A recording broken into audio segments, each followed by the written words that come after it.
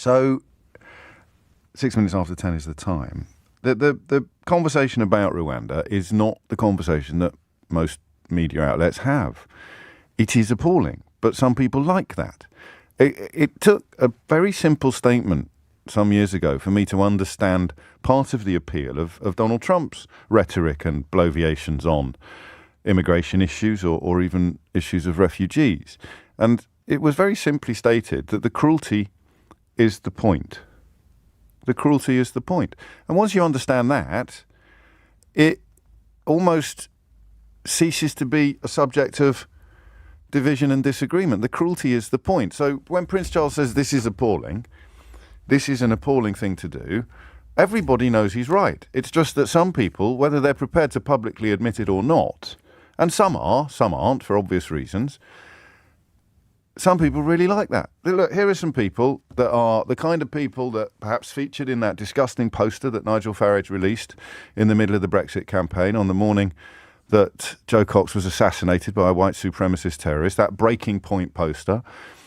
You are persuaded that these are the kind of people trying to come here, and they are, of course, Schrodinger's immigrant.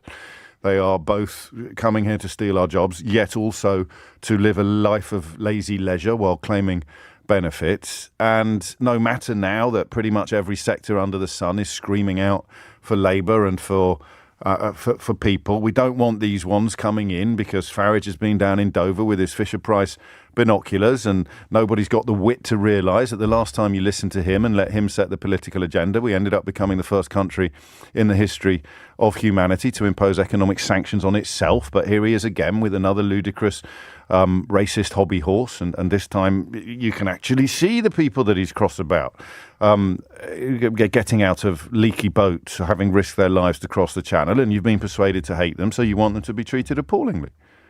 I mean, I don't like that position that you've been persuaded into. I don't admire it, and I certainly wouldn't defend or excuse it, but I find it hard to get angry with you. It's a fairly visceral response, isn't it? It's a fairly primal response to the effort that's been put into persuading you that they're scumbags.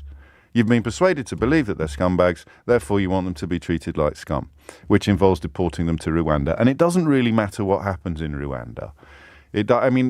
Oddly, in the scale of sympathy, I feel quite sorry for Rwanda, if it's possible to feel sorry for an entire country, because it is, a country that is emerging from decades of difficulty. It is a country which, by comparison with its nearest neighbours, is making a pretty good fist of things. It has problems, obviously, both current and historical, but the idea that we're sitting in the United Kingdom talking about it as if it's a sort of rubbish pit or tip, as if it's some sort of appalling destination to which nobody could possibly ever wish to go, is not fair. It has a growing tourist industry, for example. So it's not so much that they're being sent to a horrible place, because I don't necessarily think that they are.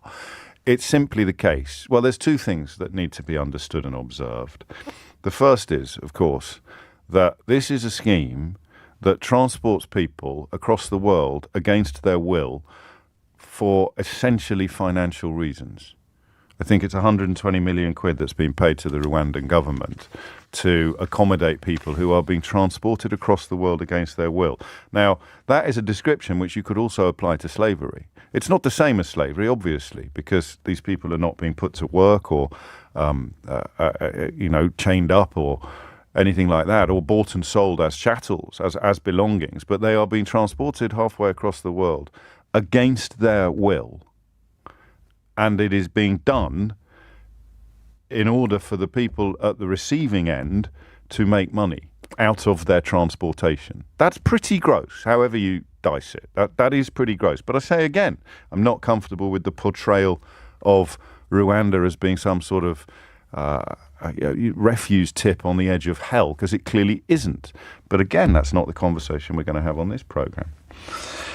The other point you have to remember is that we know that it's possible to process applications in other European countries because we did it with Ukraine. Do you remember when we were talking about why they couldn't put a processing centre in Calais? when the Ukrainian refugee scheme, mean-spirited and poorly conceived though it was, the worst in comparison to every other country in Europe by a country mile.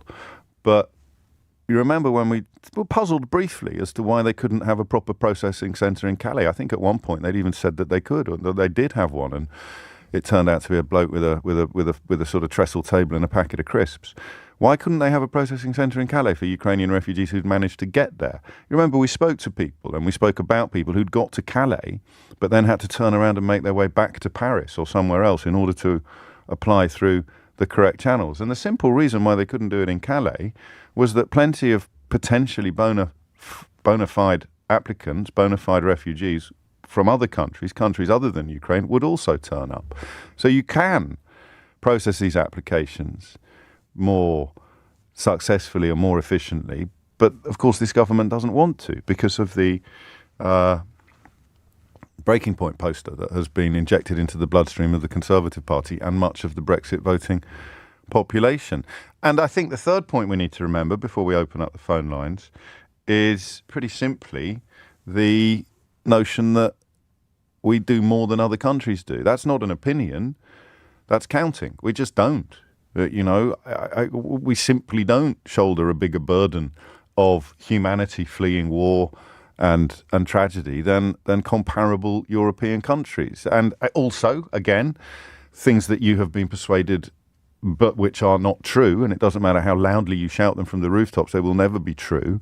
You are not required under refugee international law governing refugees. You are not required to stop in your first safe country. It's simply not true.